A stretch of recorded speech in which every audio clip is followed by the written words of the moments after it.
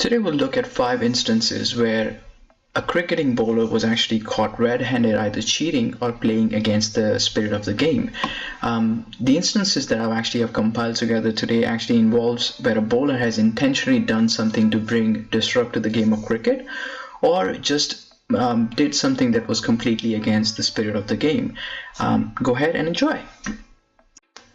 Number 1. Kieron Pollard in CPL. Kieron Pollard was actually bowling against St. Kitts and the batsman was Evin Lewis. Evin Lewis had played brilliantly all night. He was actually stranded on 97 and he needed 3 more runs. This is when Kieron Pollard decided to bowl a massive no ball, not just by the front foot but also making sure that the ball was way above batsman's height. The inning was brilliant. He would have actually managed to get his team across in just 7.1 overs and be the first batsman to score a century in 32 balls in this CPL.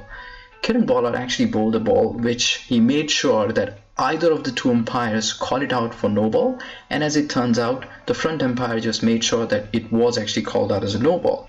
This is very hypocrite of Kieron Pollard, who called out Rakeem Cornwell the other day for being unfit and going off the field because he cannot bat anymore. Number 2. Suraj Randive against India. This is actually an incident from 2010 when Virendra Sehwag was actually batting against Suraj Randive of Sri Lanka. Randive actually goes ahead and manages to ask or actually bowl a couple of very mediocre deliveries. The first one seemed unintentional where the ball was actually bowled and Sangakkara completely misses it and it goes through his legs for a boundary. Right after that, Sehwag attacks the ball again because he was nearly actually reaching his century at that point.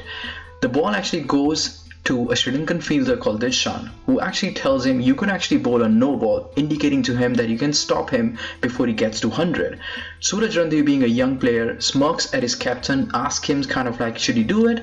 We don't know what actually happened at that point, but the very next delivery, he actually comes in and bowls a completely unfair delivery in order to actually stop the batsman actually getting up to 100.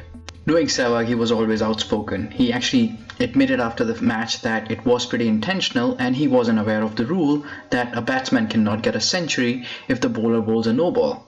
However, it actually hurt Suraj Randive even more.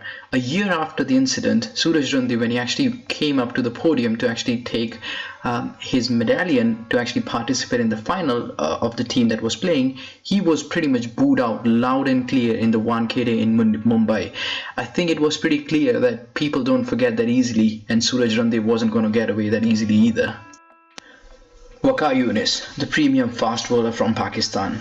One of the most respected and the most quiet and calm guy, actually lost pretty badly when he was actually playing against Australia. The batsman that he was actually bowling against was Andrew Symonds, who was taking Pakistani to the cleaners all day. Australia were actually going towards a massive target, and all of a sudden, due to a brain freeze, Waqar Younis actually bowls a beamer. The first one looked kind of unintentional, and it actually does happen when the bowler is trying to bowl a Yorker at that point. The ball doesn't grip, it goes over. However, the very next delivery after that, it was pretty clear that it was intentional, the first and the second one.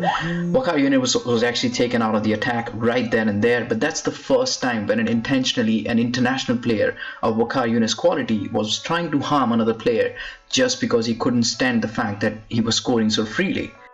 Of course, it didn't help the fact that instead of actually apologizing, Waqar Younis made it clear of exactly what he thought he felt about Andrew Symonds. He actually turned around and actually swore back at Andrew Symonds, pretty much making clear that his intention wasn't unexpected, but it was pretty much planned at that point. He's one of the greatest bowlers of world cricket, but this was one occasion when Waqar Younis clearly didn't follow the spirit or the rules of the game. Number 4. Mohammad Amir and Asif. At this time, these two were at the peak of their careers. They actually were playing against England at home in a swinging condition where they were actually making the ball talk, and England batsmen were actually suffering pretty heavily. Down comes 2 of the most amazing no balls the world of cricket has ever seen. The reason why they were amazing was the sheer fact that the conspiracy that actually went behind it actually left the whole Pakistan and the world cricket in shock. This was intentional. And even the commentators who were commentating at that time could not seem to have understand the fact that the no balls were so massive. They kept on giving explanations that the balls they were trying to bowl fast, they were trying to use the pitch, but at the end of the day it was all planned and it was actually part of a spot fixing. Amir was very young at that time and he was actually in the prime of his career. He was swinging the ball both ways and he was truly a genuinely good fast bowler. In comes Salman Butt, the captain. He orders him to actually bowl this no balls. The poor guy actually follows it, although I still don't think that all the blame can be given to Salman, but Amir has to be blamed for it. But at the end of it, it was blatant spot fixing that was actually caught on a hidden camera sting operation, and then the world came to know about it afterwards. Number 5. Sudhir Rana. This is probably the least known guy out there, but the reason I'm actually including him is everybody on this list probably did it for once. This guy actually went ahead and did it twice and got caught twice. He actually was a part of the IPL team, which was Deccan Chargers, and Deccan Chargers has always been one of those not so strong team that has never really qualified. He was actually one of the players that was actually playing against CSK, which is one of the strongest team at that point. First match in IPL, he actually takes bribe in order to bowl wide balls. Also at the same time, he takes bribe in order to give over a certain amount of numbers in a given over.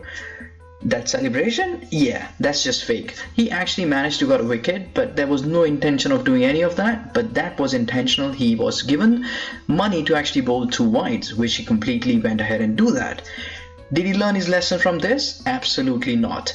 He goes back and plays into a domestic tournament, which is actually considered very highly in India. This time he actually goes ahead and proves that if you can't catch me the first time, I'm going to go ahead and do it the second time. This was all during the same sting operation. He goes into the local team, manages to go ahead and bowls a no ball, which is equivalent to what Amir bowled in the previous video.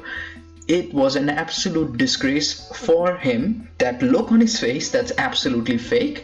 And this is the ball that he actually bowled in order to actually earn about $1,000 US, which is about 50 to 60,000 Indian rupees at that time. After this, obviously he never ever played, not only for India, but never for any other team. As you'd have imagined, with so much mounting evidence, this was the last time anybody heard about Sudhir Rana's progress.